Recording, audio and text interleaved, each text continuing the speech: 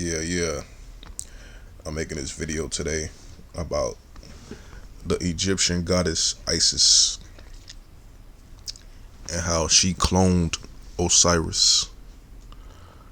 Now, when you study literature, when you practice literature, journalism, philosophy, whatever, rhetoric, a lot of times people always look to the deeper meaning, the symbolic meaning, the metaphor. But sometimes the meaning is plain and literal. You have symbolic meanings, you have literal meanings. And the story of Isis, which is the name of a famous author, Dr. Frances Cress Welsing, the Isis Papers. She used the metaphor of Isis reconstructing Osiris, who was murdered and chopped into pieces by his brother Set. And she searched the world to find his pieces, and she found 12 pieces out of 13, and the 13th piece is still missing, the phallic. So she spiritually, the Immaculate Conception, she spiritually conceived what Osiris's spirit and conceived Horus, which was his son, and Horus avenged the death of Osiris. And you had the symbol of Isis and Horus. Let me show you.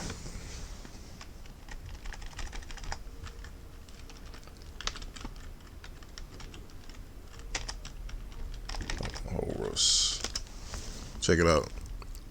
The mother and son symbol. This is the symbol of Mary and Mary and Jesus, the Madonna. See right here in the Catholicism, it comes from Isis and Horus. And people say, okay, it's a symbolism, sun symbolism. This is a representation of God, the Father, Son, the Holy Spirit. But so-called Egyptian was a matriarchy, so the woman was included. And you had the so-called feminine and masculine aspects of the creator represented in these different deities like Isis, Horus, Osiris, and whatnot. But from my perspective, I think the Egyptians had an ability to clone human beings.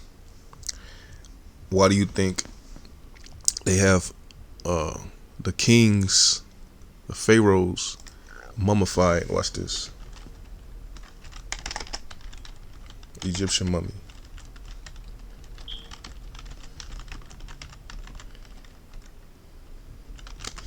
They have mummies.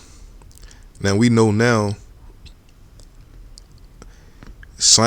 modern scientists have the ability to clone an animal using biological materials taken from the creature, like hair, fingernails, skin, whatever. You could take that material and create a clone of the person. But look at these mummies. Why would the Egyptian go through such pain and such effort to preserve the flesh and bodies of these? Look at this. Look at them dreads. Who was that? Of these people, unless they had a means to bring them back to life. That lady looks like she's still alive. And I think their science was so advanced. Their science was so advanced that I think she cloned Osiris. And I think Horus was a clone of Osiris. Now, we have a book called Frankenstein by Mary Shelley. Watch this. These are mummies. Like literally, you could take this skin, you could get a DNA sample of these mummies, thousands of years old. Their bodies are preserved in such a way where you could actually take their DNA and create and bring them back to life. Like one of the powers or abilities of Isis. She's the goddess of rebirth. And I think they've been cloning people since back then. Hold on, watch this. Human cloning. Look at this. You could take this bone marrow. Look at this face of this person. Like you could literally bring these people back to life as clones. You know, look at this hair. The hair is still intact after all these years. Who is this person? But yeah, there's a book called Frankenstein.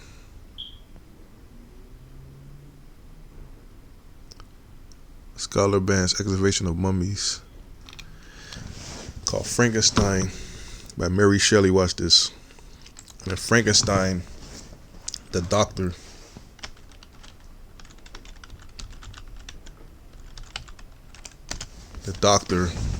constructed a human being based on different body parts from different people, and then he ended up getting the brain in a movie. He got the brain of a murderer, a killer. In a book, he got the brain of a philosopher. You know, a very intelligent creature in a book. But the allegory of Frankenstein, they claim, comes from Prometheus. How Prometheus stole the light from God and then gave it to man, you know.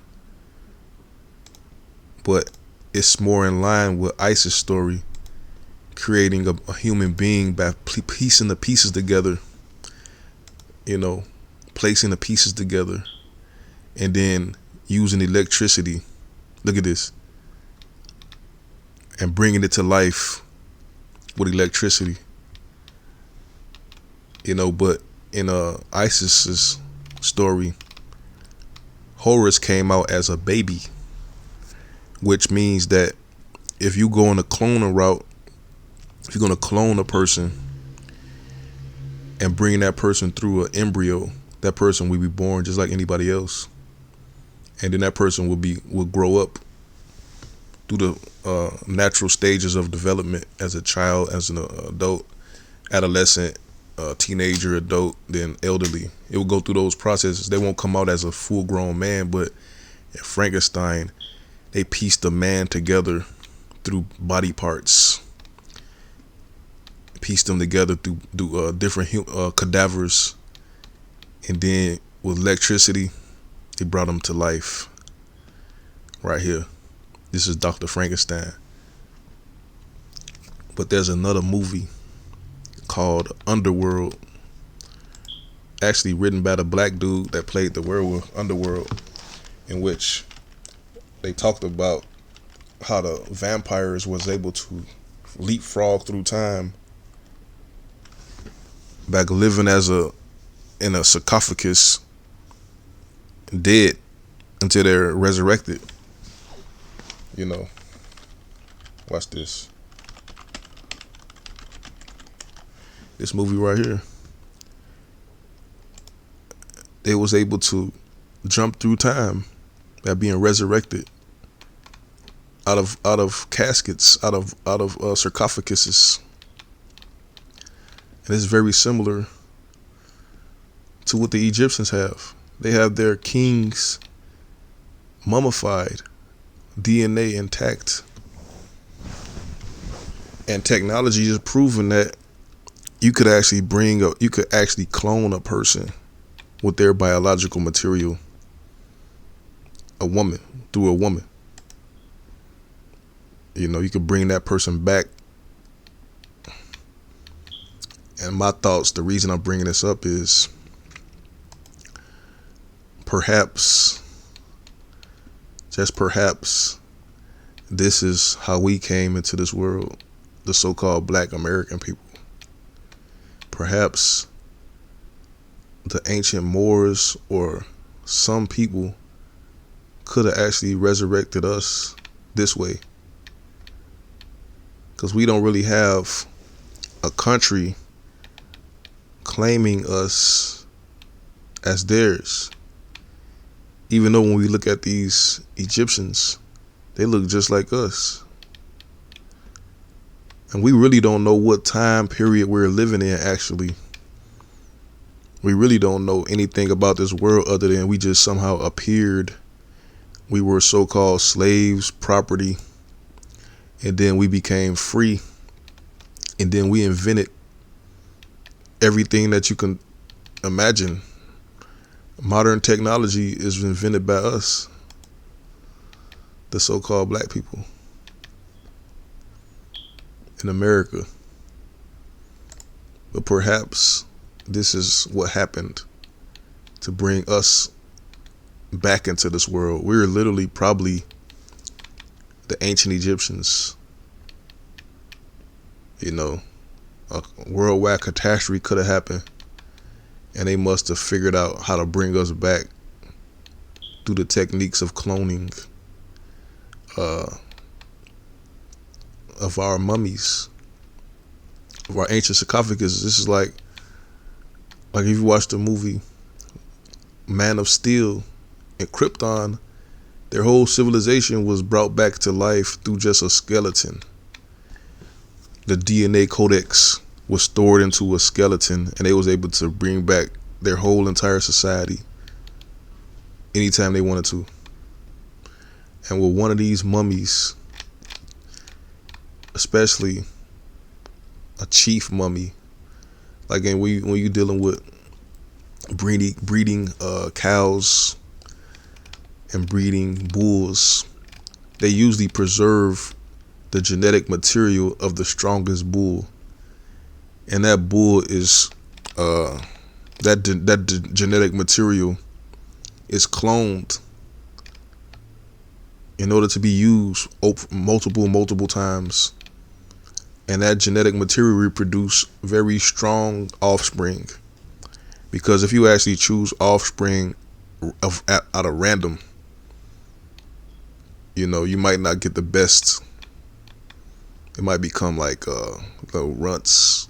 You know, you might have different variations, but when you get the strongest genetic material, the chances of producing prime, large, powerful creatures is accelerated.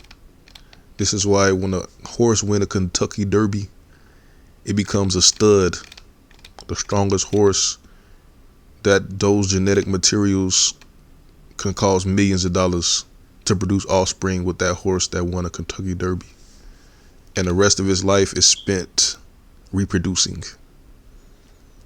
But imagine the technology to bring these Egyptians back, and the story of Isis, which said that she literally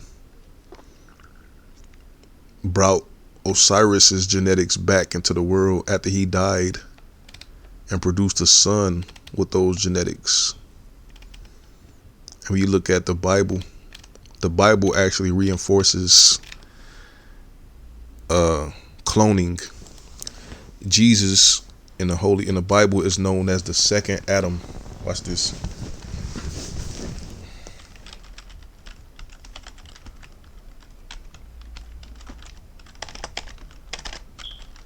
Hold on. Second Adam. What does it mean that Jesus is the second Adam? Literally, Jesus could have literally been a clone of Adam. They talk about Mary had an immaculate conception, very similar to Isis. The angels came through, and then overnight she became pregnant, right? Perhaps those angels had the ability to clone, but instead of using God's genetics, they just recreated Adam And I think Noah could have been a similar situation. And then when they talk about the return of Elijah, Jesus said, look, Jesus, the last Adam, he said Elijah, John the Baptist was Elijah, meaning that they probably was practicing cloning, because when the children of Israel, they buried their people just like the Egyptians, just like the Valley of the Kings. They put them in a group of caskets in a field, and they had the names of them. Why else would they be able to name exactly where the person is born if they're not trying to bring them back to life through cloning? We look at funerals and cemeteries as if we just want the person to be there. But even in Christianity, they teach that everybody in a cemetery will walk the earth again. They will live again. But people don't really understand that the ancient Egyptians could have literally meant they were going to be, put back into the population. Those exact genetics through the science of cloning. And this science, it's ancient. It's literally, if you translate the Isis story, how she brought Osiris back to the world through allegedly spiritually, getting pregnant by his spirit, what they saw as spirit could means science, technology. From their perspective, they use science. We call it magic. We call it esoteric. Where literally they probably had the ability to clone people, just like we have the ability right now to clone sheep, to clone chickens, to clone any creature using just genetic material, DNA material. But the modern science don't want to give the ancient Egyptians that type of credit, that they were that advanced back then to practice human cloning. But look at the benefit of cloning a person. Like when they become a great warrior like Ramses, right?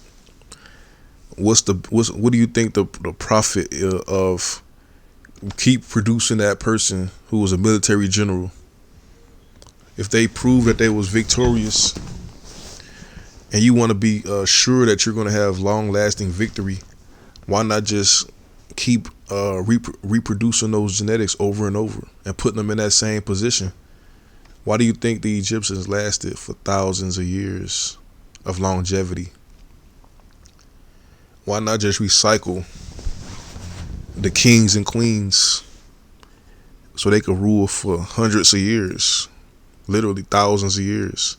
It's like in this movie Underworld, where Victor, Marcus, and some lady named Amelia, it was three of them that was cloned, that were living for hundreds of years, but they just get resurrected through the blood of another, person, and they become alive. But that's spiritual. But it's still this guy right here. This guy right here. This the one who wrote Underworld. He's from Chicago. And this hold on. This is the guy that was resurrected, who was literally like over 1,000 years old. He was resurrected in the first Underworld.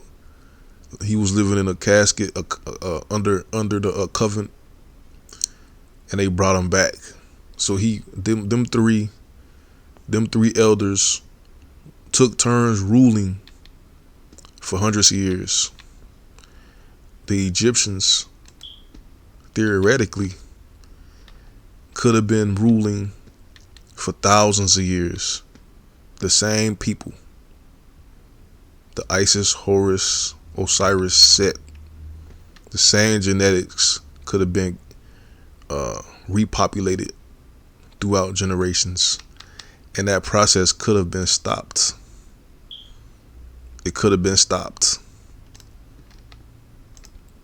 something happened to prevent this, but this civilization lasted for thousands of years. And this person, how old is this?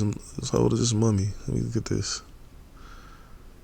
Hold on. Egypt's astounding mummies. These people look like straight up black people. They still look young. Why was mummification critical to achieve eternal life? See what I'm saying? Mummification was critical to achieve eternal life. Egyptologist explains. Now they're looking at it from a spiritual perspective. I'm looking at it, they needed to get these genetics preserved in such a way where they could always tap into these materials. A hair follicle. You could create a human being off of a hair follicle. So they could rule for thousands of years. You could keep bringing them back. Keep rebirthing them into the earth.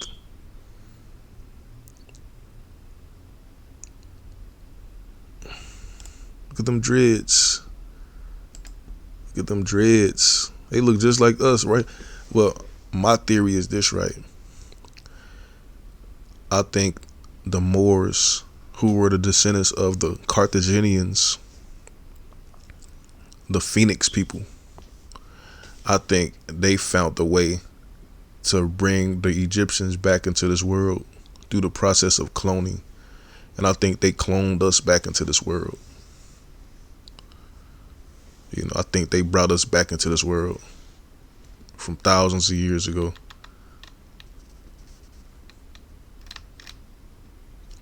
Because look how close the black people look to these people. Look at them high cheekbones. They look just like identical to us. And why do everybody on the earth look different than us? Hey, look at a Caucasian person. Why do they look like that? They don't look the same. Why are we so different than them? We must be one of these ancient people. Look at this, bro. Look at this. I'm going to show a picture of Tutankhamun. I think he was supposed to be brought back.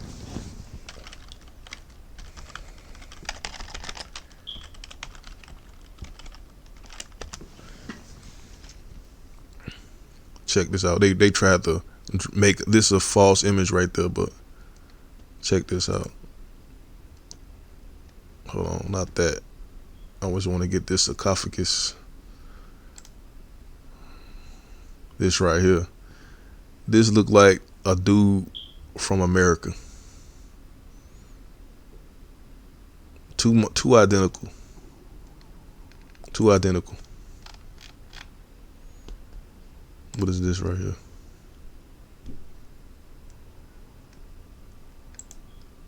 Low resolution pictures.